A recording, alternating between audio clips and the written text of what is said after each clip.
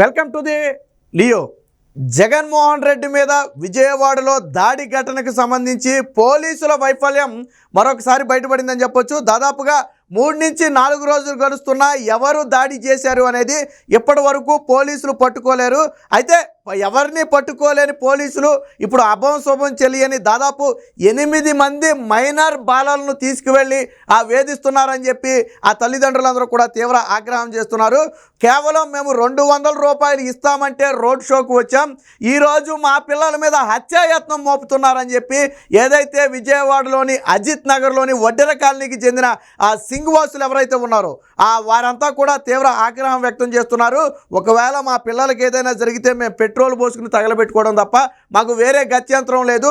ఒక ముఖ్యమంత్రి మీద దాడి చేయాల్సిన అవసరం పిల్లలకి ఏముంటుంది? మైనర్ బాలికలు అసలు వచ్చిన వ్యక్తి ఎవరో కూడా పూర్తిగా తెలియని వాళ్ళు రాయేందుకు విసురుతారని చెప్పి వాళ్ళైతే చెప్పడం జరిగింది. మొన్న జగన్మోహన్ రెడ్డి మీద ఘటన జరిగిన ప్రదేశానికి వీళ్ళ కాలనీకి దాదాపుగా 400 నుంచి 500 మీటర్ల దూరం మాత్రమే ఉంటుంది.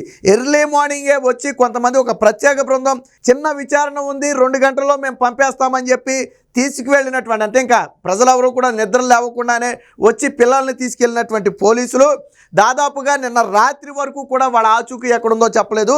ఒక రహస్య ప్రదేశంలో పెట్టి వాళ్ళైతే విచారిస్తున్నట్టుగా తెలిసింది. దీంతో ఉదయం నుంచి కూడా ఎప్పుడైతే వస్తారని ఎదురు చూసినటువంటి ఈ అజిత్ సింగ్ నగర వాసులు ఎవరైతే ఉన్నారో వారు మధ్యాహ్నం నుంచి అయితే తీవ్ర ఆందోళన అయితే వ్యక్తం చేయడం జరిగింది. వారంతా కూడా రోడ్డు మీదకు వచ్చి తక్షణమే తమ పిల్లల్ని విడుదల చేయాలని చెప్పారు. 200 రూపాయలకి ఆశపడి రావటమే మేము చేసిన తప్పు అని చెప్పి వాళ్ళంతా కూడా చెప్పే పరిస్థితి. ఎట్టి పరిస్థితుల్లో అంటే వాస్తవానికి నిజంగా రాయి విసిరింది ఎవరనే వ్యక్తి ఎవరికీ తెలియదు. అయితే సతీష్ అనే వ్యక్తి అని కొంతసేపు అన్నారు. వాస్తవానికి సతీష్ తల్లి కూడా ఏం చెప్తుంది, మా పిల్లవాడికి ఏమీ తెలియదు, అసలు ఆ సమయంలో అక్కడ లేడని చెప్పి చెప్తున్నారు.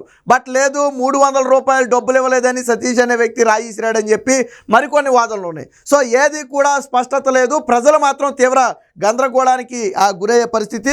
సో దీనికి సంబంధించిన వార్త అయితే ఒకటి వచ్చింది, ఒకసారి చూద్దాం. ఇక్కడ చూడొచ్చు, వేకువజామునే పోలీసుల పంజా జగన్ పై రాయి విసిరిన కేసులో బలవంతంగా అదుపులోకి బాలలు, తెల్లవారుజామునే కాలనీపై దాడి, దాష్టికంపై బొగ్గుమన్న వడ్డెర కాలనీ వాసులు, అమాయకులను తీసుకెళ్లారనే ఆవేదన, విడుదల చేయాలంటూ ధర్నా రాస్తారోకో రాత్రి వరకు తెలియని ఆచూకీ వారిని ఒక రహస్య ప్రదేశంలో అయితే పెట్టినట్టుగా తెలుస్తుంది. పోలీసుల దాష్టికం మరోసారి బయటపడింది. సీఎం జగన్ పై రాయి విసిరిన కేసులో బాలలను వారు బలవంతంగా అదుపులోకి తీసుకున్నారు. విజయవాడ అజిత్ నగర్లోని వడ్డెర కాలనీలో మంగళవారం తెల్లవారుజామున పోలీసులు దాడి చేసి తల్లిదండ్రులు చూస్తుండగానే పట్టుకెళ్లారు. విచారించి ఇప్పుడే పంపుతామంటూ మంగళవారం రాత్రి వరకు కూడా ఆచూకీ అయితే చెప్పలేదని చెప్తున్నారు. సీఎం జగన్ వస్తున్నప్పుడు వైకాపా జెండాలు పట్టుకుంటే 200 ఇస్తామని మాయ మాటలే తమను ఇంతలా మనోవ్యాధనకు గురి చేశాయని రోధిస్తున్నారు. సో వాస్తవానికి ఎందుకు వెళ్ళారు ఈ వడ్డెర కాలనీకి చెందిన ప్రజలందరూ కూడా? ఎందుకు జగన్ సభకి వెళ్ళారంటే ఏదో జగన్మోహన్ రెడ్డి ఏదో పుడిచేస్తాడని అనలేదు. 200 జెండా పట్టుకుని నిలబడితే జగన్ సభ అయ్యే వరకు 1 గంట 2 గంటలు నిలబడితే 200 రూపాయలు ఇస్తామంటే ఆ జెండా పట్టుకుని నిలబడటానికి వెళ్ళారు వీళ్ళంతా. అదే వీళ్ళకే ఈరోజు శాపంగా మారింది. ఆ జెండా పట్టుకోవడానికి వెళ్ళినందుకు ఈరోజు ఏకంగా జగన్మోహన్ రెడ్డి మీద జరిగినటువంటి దాడి ఘటన మొత్తాన్ని కూడా వాళ్ళ మీద రుడ్డే ప్రయత్నం చేస్తున్నారు. చేతగాక నిందితులను పట్టుకోలేక మా పిల్లల్ని తీసుకెళ్లారని చెప్పి తల్లిదండ్రులు అందరూ కూడా ఆవేదన వ్యక్తం చేసే పరిస్థితి. సో ఇందులో మొత్తంగా 8 మంది మైనర్లను అయితే అదుపులోకి తీసుకున్నారు. వారిని రహస్య ప్రాంతానికి తరలించి విచారిస్తున్నారు. ఘటనా స్థలానికి వడ్డెర కాలనీ 400 మీటర్ల దూరంలోనే ఉంది. సో ఇక్కడ ఒక అమ్మాయి చెప్తుంది చూడండి, 200 కోసం రోడ్ షోకి వెళితే నేరం మోపుతారా? మీ అబ్బాయి సొల్యూషన్ పీలుస్తున్నాడు, విచారించి వెంటనే పంపిస్తామని వాడు నిద్రపోతున్నప్పుడు పోలీసులు తీసుకెళ్లారు. ఆధార్ కార్డు తీసుకుని పోలీస్ స్టేషన్కు రమ్మన్నారు. మా వాడికి ఏమీ తెలియదు. మా ఆచి వద్దకు జగన్ వచ్చినప్పుడు వైకాపా జెండా పట్టుకుని నిలబడితే మహిళలకు 200, పురుషులకు 300 ఇస్తామన్నారు. దీంతో మేము వెళ్ళి రోడ్డుపై నిలబడ్డాం. వారిచ్చే డబ్బులు కాసిపడి వెళ్లకుండా మా ఇంట్లో ఉంటే ఈ అవస్థలు తప్పేవి. వెళ్ళినందుకు మా పిల్లవాడిపై నేరం మోపుతారు. ఎందుకే ట్విస్ట్ ఏంటంటే డబ్బులు కూడా ఇవ్వలేదంట చాలామందికి. సరే ఆ ప్రజల యొక్క ఆవేదన క్లిప్పింగ్స్ కూడా ఉన్నాయి, ఒకసారి చూద్దాం.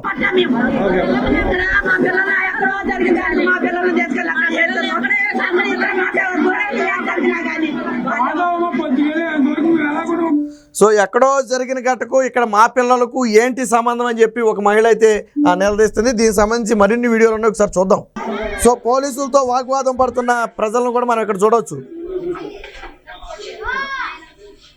చూడండి ఒకసారి ఎలా తీసుకెళ్లారు వాళ్ళని అనేది ఒక మహిళ చెప్తుంది. 200 ఇస్తానన్నారు. 200 ఇస్తున్నా పేర్లు మరి ఎప్పుడు 200 ఇస్తున్నాన్ని అందరికి తీసుకెళ్ళాలంటే కనపడలేదు సార్. కరెంట్ లేదు. మీ ఇక్కడ విషయం ఏంటంటే 200 ఇస్తాము జెండాలు మోయమని చెప్పి తీసుకెళ్లిన వ్యక్తి తరువాత కంటికి కనపడలేదు, ఆ 200 ఇవ్వలేదు, దాన్ని కాసేపు పక్కన పెట్టండి. కరెంటు కూడా ముందు నుంచే లేదు. వాళ్ళు చెప్తున్నారు చూడండి, చాలా స్పష్టంగా చెప్తున్నారు, కరెంటు కూడా ముందు నుంచే లేదు. మరి ముఖ్యమంత్రి వచ్చే సమయంలో కరెంటు ఎందుకు లేదు? ఇక్కడ వీళ్ళు చాలా స్పష్టంగా చెప్పారు కరెంటు కూడా లేదని. తీసుకెళ్ళాలంటే కనపడలేదు సార్. కరెంట్ లేదు. మీ కరెంట్ లేకపోవటం మేము వచ్చేసాం సార్. ఇటు నుంచి ఇటే వచ్చాం. సో విన్నారు కదా, కరెంటు కూడా లేదనేది వాళ్ళు స్పష్టంగా చెబుతున్నది. మరి ఇక్కడ విద్యుత్ శాఖ అధికారులను కూడా గట్టిగా విచారించాలి. కరెంటు ఎందుకు తీశారు? ముఖ్యమంత్రి వస్తున్న సమయంలో కరెంటు సాధారణంగా తీయకూడదు. ఎవరైనా ఒక విఐపి ఆ పర్యటనలో ఉన్నప్పుడు ఖచ్చితంగా కరెంటు ఉండాలి. ముఖ్యమంత్రి లాంటి వ్యక్తి ఉన్నప్పుడు ఖచ్చితంగా కరెంటు ఉండాలి. మరి కరెంటు ఎందుకు తీశారు? దీనికి ఎవరు బాధ్యులు? కరెంటు తీయించింది ఎవరు? చాలా స్పష్టంగా చెప్తున్నారు. వాళ్ళు కూడా 200 ఇస్తామంటే మేము వెళ్ళాం. తరువాత ఆ తీసుకెళ్ళిన వ్యక్తి మా కంటికి కనపడితే ఒట్టు కరెంటు లేదు, మేము పసిపిల్లలను కూడా వేసుకుని వెళ్ళాం, అక్కడ ఇబ్బందులు పడలేక మేము పూర్తిగా అవ్వకుండానే మేము వేరే పక్క నుంచి తిరిగి అయితే మా కాలనీకి వచ్చేసామని చెప్పి చాలా స్పష్టంగా చెప్తున్నారు. మరి 200 కోసం ఆ రోజు జెండా పట్టుకోవడానికి వీళ్ళని తీసుకెళ్ళి ఈరోజు వాళ్ళ పిల్లల మీదే కేసులు మోపటం లేదా వాళ్ళ పిల్లల మీదే నేరం మోపే విధంగా పోలీసులు కేసులు పెట్టడం అనేది తీవ్రంగా ఖండించదగింది. ఎవరైతే సింగనగర్ వాసులు ఉన్నారో వారంతా కూడా ఒకటే ఆందోళన వ్యక్తం చేస్తున్నారు. మాకైతే ఏమీ తెలియదు, ఆ పిల్లలు చదువుకునే పిల్లలు, అందులో నిద్రపోతున్న పిల్లల్ని లేపి మరీ తీసుకువెళ్ళేటప్పుడు అసలు ముఖ్యమంత్రి మీద రాయి ఘటనని కూడా చెప్పలా, వేరే కారణం చెప్పి మీరు స్టేషన్కి రండి అన్నారు. వెనకమాల మేము స్టేషన్కి మా పిల్లల కోసం వెళ్తే ఆ స్టేషన్లో లేనే లేరు. ఎక్కడున్నారు అనేది ఎవరు సమాధానం చెప్పట్లేదని చెప్పి వాళ్ళైతే ఆవేదన వ్యక్తం చేస్తున్నారు. అంటే అసలు దోషిని పట్టుకోలేక ఎవరో ఒకరిని పట్టుకుని వాళ్ళ మీద నెపం నెట్టేయాలనే ఉద్దేశంతో పోలీసుల కనిపిస్తున్నట్టుగా అయితే వ్యవహార శైలి కనపడుతుంది. సో ఒకరు కాదు, ఇద్దరు కాదు, 8 మంది మైనర్ బాలలను తీసుకువెళ్ళటం అనేది ఇప్పుడు రాష్ట్ర వ్యాప్తంగా చర్చనీయాంశంగా మారింది. నిన్నటి నుంచి ఈ సింగనగర్ వాసులు ఎవరైతే ఉన్నారో వారంతా కూడా తీవ్ర ఆందోళన ఆవేదన వ్యక్తం చేస్తున్నారు. తక్షణమే మా పిల్లల్ని విడుదల చేసి అసలైన దోషుల్ని పట్టుకోవాలని చెప్తున్నారు. ఇంకా ఇంకో విషయం ఏంటంటే ఎవరు తీసుకెళ్లారనేది కూడా బయటకు రావాలా. వీళ్ళని కొంతమంది జెండాలు పట్టుకుంటే 200 ఇస్తామని తీసుకెళ్లారు. అంటే ప్రీప్లాన్డ్గా ముందే తీసుకెళ్లారా? రాయి దాడి జరిగిన తర్వాత వీళ్ళని ఇరికించొచ్చనే ఉద్దేశంతో ఏమైనా తీసుకెళ్లారా? 200 కూడా ఇవ్వలేదట. ఈ కోణంలో కూడా పోలీసులు విచారించాలా. నిజంగా మామూలుగా ఎప్పుడు పార్టీలకి తీసుకెళ్ళినట్టుగా తీసుకెళ్లారా, లేదా ఇలాంటి దాడి ముందే ప్రీప్లాన్డ్ కాబట్టి జరిగిన తర్వాత వీళ్ళ మీద నెట్టడం కోసమే వీళ్ళని తీసుకెళ్ళి అక్కడ పెట్టారా? వాళ్ళు చూడండి 200 కోసం కక్కుర్తి పడితే ఈరోజు మా పిల్లల్ని తీసుకెళ్ళి జైల్లో పెట్టి వేధిస్తున్నారని చెప్పి తల్లిదండ్రులు తీవ్ర ఆవేదన చెందే పరిస్థితి. మా పిల్లలకు వచ్చిన వ్యక్తి ఎవరో కూడా పూర్తిగా తెలియదు, అలాంటి వ్యక్తి మీద రాయందుకు ఇస్తారని చెప్పి వాళ్ళంతా కూడా ఆవేదన చెందే పరిస్థితి. ఏది ఏమైనా ఇందులో ఏదో కుట్రకోణం కనపడుతుంది. అసలు నిందితులు దొరక్కపోవటం నిజంగానే ఇది డ్రామా ఏమో అనుమానం మళ్ళీ మరొకసారి దొరుకుతుంది. ఎందుకంటే నిజంగా దాడి జరుగుంటే నిందితుడు దొరికేవాడేమో. దాడి జరగలేదు కాబట్టి ఎవరో ఒకరి మీద నెపం నెట్టేసి కేసుని క్లోజ్ చేసే ప్రయత్నం చేస్తున్నారేమో.